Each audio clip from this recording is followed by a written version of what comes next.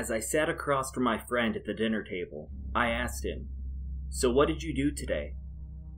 Around us is complete darkness. No streetlights, the curtains are closed, and I tried to make as little sound as possible. My friend is cheerful, eating his cold canned beans. He looked at me with a smile and responded, "Nothing out of the ordinary.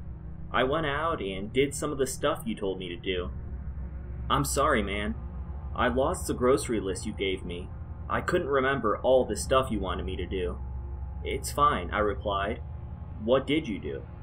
He continued, "I went to the grocery store for some food, and when I got in the car, there's some holes in the side of the car. Looks like bullet holes or something. Also, it's making a funny rum-a-dum-dum, ding-ding-dum sound when trying to change gears. We should get that checked out."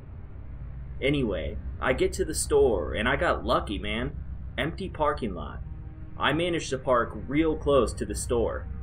My friend got excited, to which I said, "Not so loud, man. You know how I have headaches at night."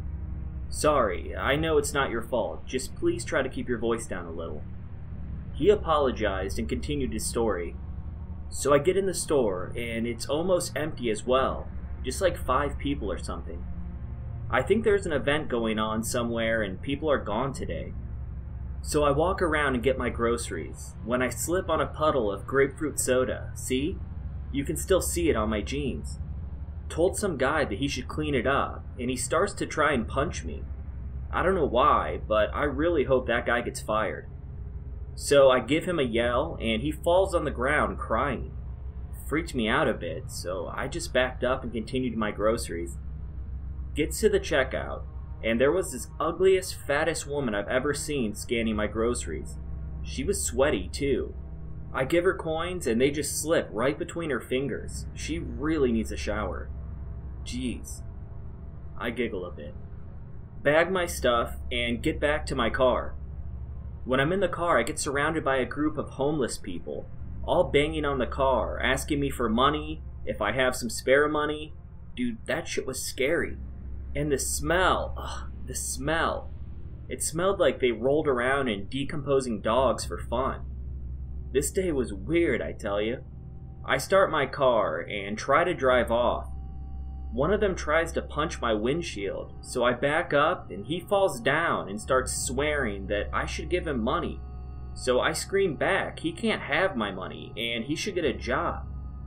I drive off, and I'm sure I still needed to do something after, but I couldn't remember.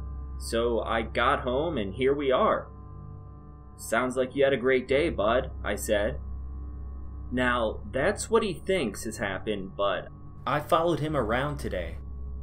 3 years ago, when the atomic bombs dropped, the survivors thought that even though the war and famine was the worst, humanity would pull through. Boy, we were wrong.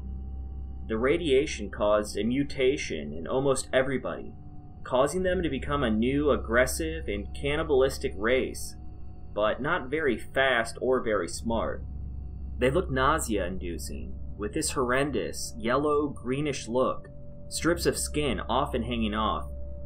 I gave him the grocery list because a few months ago he went completely insane, and he still looks at things like they're normal. The bullet holes in the car are from that time we were attacked by another survivor who wanted our food after we tried to help him. Lesson learned: don't help people. Of course, the parking lot and store are almost completely empty when there's nearly nobody left alive anymore. He didn't trip on grapefruit soda. It was a puddle of blood. No idea whose blood, but it was there. And that's when he started to complain to that guy. That guy was one of those things. So I shot him, and he fell. He saw the guy crying, but he just fell to the ground dead. He went to the checkout, and a while ago I managed to capture one of those things and tie it to a chair and leave it at the checkout. I named it Karen. No reason, I just thought it would be funny. The thing didn't accept money. It tried to grab my friend. And when he got back to the car, he was attacked by a small group of them. I always follow him on every errand I send him on, because he sees the world as normal, And nowadays, having someone enjoy themselves with even the most of mundane things, it's a refreshing feeling.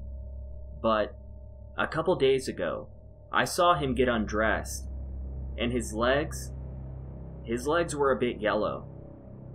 I'm gonna give him a couple more days, send him on some more errands, and let him enjoy life. And then, one night when he's asleep, I'll grab my gun and blow his brains out. I don't want to make him suffer. My friend looked at me and said, "You know, I've been wondering what human meat tastes like." I looked up in surprise, not a question I was expecting. We went to bed, and I noticed him sweating quite heavily. A fever acted up. I grabbed my gun from next to my pillow. I pointed it at him. I placed my finger on the trigger, my hand shaking.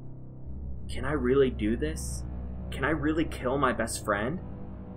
I lowered the gun and went outside. I sat down onto my knees while sobbing and lit a cigarette. One of those mutant things slowly walked up to me. I looked at him, and I looked at my gun. I aimed at the thing and pulled the trigger. The thing fell dead on the floor. I checked the gun to find that I still had 3 bullets left. Not really a lot to go on. Tomorrow, my friend will wake up and find a note beside his bed. It will explain everything what happened, why he's turning into this yellow color, why he has a fever, and that the people he sees aren't really people. Another one of those things slowly walked towards me. I aimed my gun. I looked the thing deep in the eyes. I whimpered, "I'm sorry, man. I can't kill you." Then I looked at the thing and shouted, "Yeah, you'll feast on me in a second." I pulled the trigger. A sharp pain through my head that lasted maybe half a second. After that, complete and total bliss and peace. I'm sorry, my friend. Good luck.